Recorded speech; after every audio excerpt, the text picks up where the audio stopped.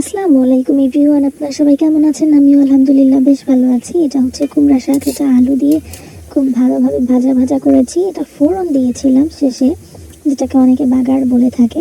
তো যাই হোক, এটা খেতে বেশ মজা হয়েছিল আলহামদুলিল্লাহ। আর এদিকে আছে কই মাছ, আলু কলা আর টমেটো দিয়ে রান্না করা হয়েছে, কাঁচকলা আর টমেটো। এখানে বেশ কিছু কই মাছ আছে, এগুলো চাষের কই মাছ, কিন্তু খেতে আলহামদুলিল্লাহ বেশ ভালো হয়েছিল। আজকে আছে শাক, মাছ আর আছে গরুর গোশ।